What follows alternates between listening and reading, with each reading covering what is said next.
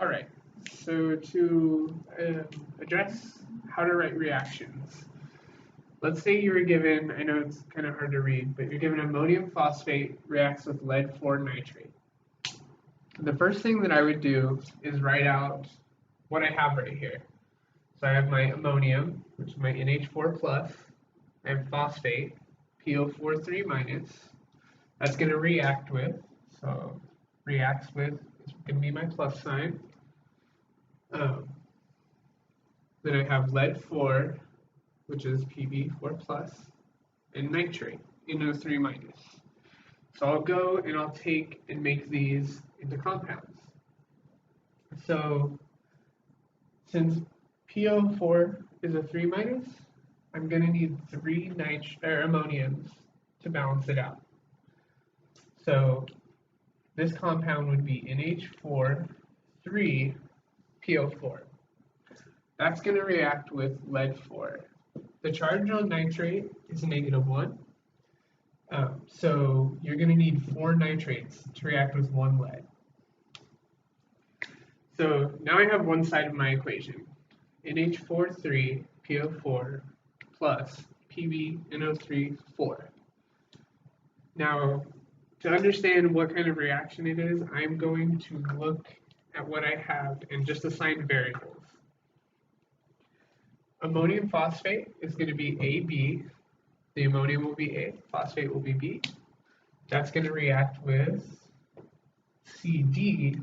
Lead's going to be my C, and nitrate's going to be my D. So I'll write a general equation with variables so I can determine what kind of reaction this is. Well, if I have AB plus CD, that's going to do a double replacement to give me AD plus CB. So I have a double replacement. So before I write this part, I'll switch them. So I know over here, my A is ammonium, and my D is nitrate, NH4 plus and NO3-. So it's just going to be NH4NO3.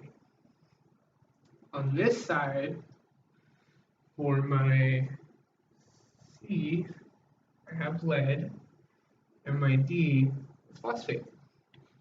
So to balance these out, you just switch the charges. So it'd be Pb3, PO4, 4. That'll be lead phosphate.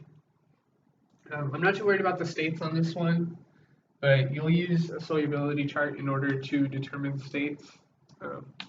You know if it's an acid, it's always aqueous. Water is always a liquid. And looking at the periodic table, you can tell what elements are. Like, so carbon is going to be a solid. Gas is going to be a diatomic, or hydrogen will be a diatomic gas. You should know that stuff. But these you can look up on a solubility chart if you wanted to know.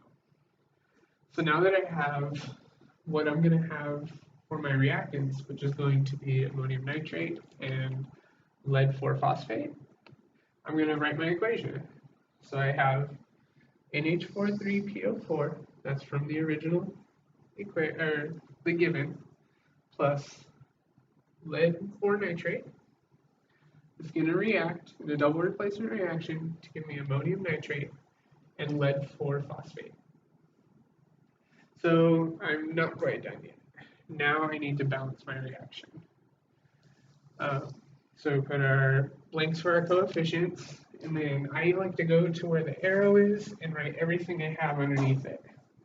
We're lucky in this case because our polyatomics are just going to stay together. So we don't have to count nitrate, hydrogen, phosphorus, oxygen, all that. We don't have to break it apart. We can just leave them as ammonium, phosphate, lead, and nitrate. So on this side, I have 3 ammoniums, 1 phosphate, 1 lead, and 4 nitrates. And on this side, 1 ammonium, 1 nitrate, 4 phosphates, and 3 leads. I would start with the phosphates, balancing it on this side of the equation. To do that, we'll go ahead and Since I have 4, I want 4 over here. That's going to change both my nitrate, or my ammonium and my phosphate. So now I have 4 phosphate, and over here I have 12. So now I need to balance my lead. So I'll take my lead and put a 3 in front of it. I have 3 leads now. 3 times 4 will give me 12 nitrates. Okay, so I have 12, 1, 4, 4, 3, 3, 12, 1. So all I need to do is take this and multiply by 12. That gives me 12 ammonium, 12 nitrates. Fill in the blank I'm missing. And double check, make sure everything's right. I got 12, 12, 4, 4, 3, 3, 12, 12. Good. This will be our balanced chemical equation. Hope that helps.